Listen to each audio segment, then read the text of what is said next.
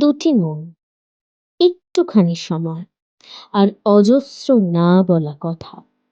এই নিয়ে শুরু আমাদের লাভ জিপিটি, শব্দে শব্দে বোনা এক অনুভব। আজকে 14 ফেব্রুয়ারি অর্থাৎ ভ্যালেন্টাইন্স ডে উপলক্ষে আমাদের বিশেষ নিবেদন দুটি আকর্ষণীয় অনুগল্প, ভালোবাসা এবং অপেক্ষা।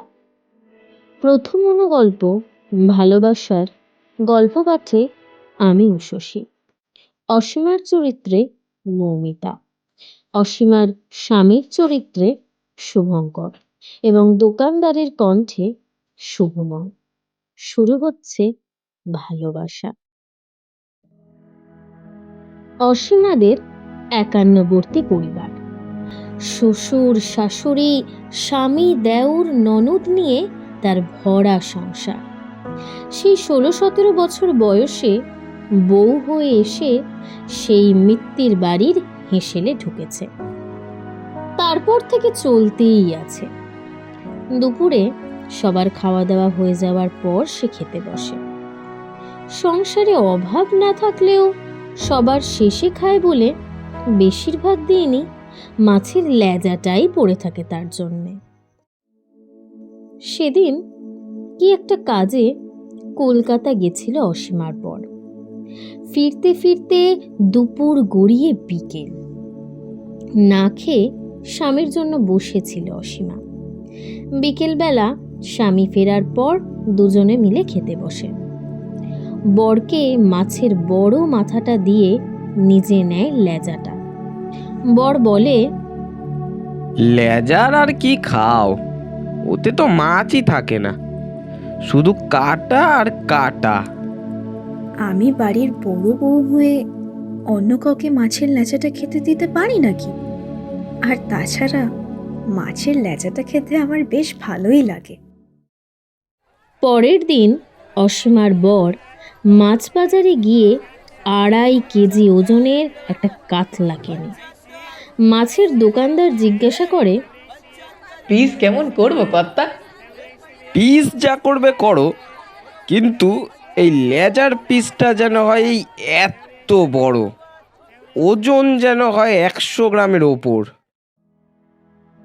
শুনছিলেন লাভ জিপিটির 14 ফেব্রুয়ারি অর্থাৎ ভ্যালেন্টাইন্স ডে উপলক্ষে প্রথম অনুগল্প ভালোবাসা। আমাদের পরবর্তী নিবেদন অপেক্ষা। গল্প পাঠে উষসী, রিমির চরিত্রে মৌমিতা এবং অরুণের চরিত্রে শুভময়। শুনতে থাকুন, সঙ্গে থাকুন। শুরু হচ্ছে অপেক্ষা। শিয়ালদা স্টেশনের কোলাহল, মানুষের ভিড় আর ঝোড়ো হাওয়ার ভেতর দাঁড়িয়ে রিমি। হাতে ছোট্ট লাল ব্যাগ, চোখে অস্থিরতা। আজ যদি সে না আসে? শেষবারের মতো প্রতিশ্রুতি দিয়েছিল, আমি ফিরব। কিন্তু ফিরবে তো? স্টেশনের মাইকে ভেসে এলো ঘোষণা, শেষ ট্রেন 5 মিনিটে ছাড়বে। রিমির বুক ধড়ফড় করছে। দূরে আলোর ঝলকানি, কিন্তু চেনা মুখ নেই। মনে পড়ল অরুণের হাসি, যেন ভোরের আলো। এ কি প্রতিশ্রুতির ভাঙন নাকি দেরি? হঠাৎ বাতাসে ভেসে এলো গানের সুর।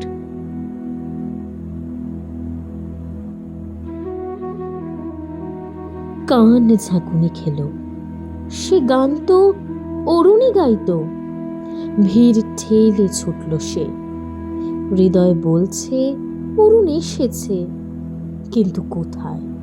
চোখ যেন ধোঁকায় ভরে উঠছে। এক মুহূর্তে ভিড়ের ফাঁক গলে দেখা দিল অরুণ। শার্ট ভিজে গেছে বৃষ্টিতে, চোখ ক্লান্ত অথচ জলজল করছে।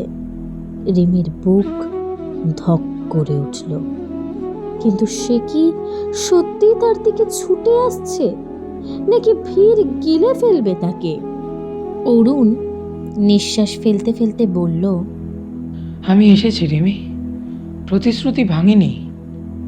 রিমির চোখ ভিজে গেল, কিন্তু ট্রেন তখন হুইসেল বাজিয়ে ছাড়তে প্রস্তুত। সুযোগ একটাই, আজই বেরোতে হবে, না হলে সব ভেঙে যাবে। তারা কি উঠতে পারবে? হাত ধরে দৌড়ে উঠল তারা। দরজা বন্ধ হতে হতে অরুণ রিমিকে বুকে টেনে নিল। জানলার বাইরে ছুটে যাচ্ছে শহর, ভিতরে শুধু দুজনের নিঃশ্বাস। রিমি ফিসফিস করে বলল, এবার কি সত্যিই শেষবার নয়? না রিমি, এবার শুরু। ট্রেন অন্ধকার চিরে এগিয়ে গেল। স্টেশনের আলো দূরে মিলিয়ে গেলেও দুজনের চোখে জ্বলল নতুন ভোরের আগুন। তাদের গল্প ভয়, অপেক্ষা আর প্রেমের অটুট প্রতিশ্রুতির মতো রয়ে গেল। শুনছিলেন আজকের দ্বিতীয় অনুগল্প অপেক্ষা, presented by the story radio. গল্পটি কেমন লাগলো অবশ্যই জানাবেন কমেন্টের মাধ্যমে। ব্যাকগ্রাউন্ড মিউজিক এবং সাউন্ড এফেক্টসের পরিচালনায় বিবেক, পোস্টার এডিটিংয়ে শিবম এবং স্বাগত। যদি আপনারা কোনো গল্প পাঠাতে ইচ্ছুক হন তাহলে ডেসক্রিপশনে দেওয়া মেলে পাঠাতে পারেন। সুস্থ থাকবেন, ভালো থাকবেন। দেখা হবে পরবর্তী গল্পে।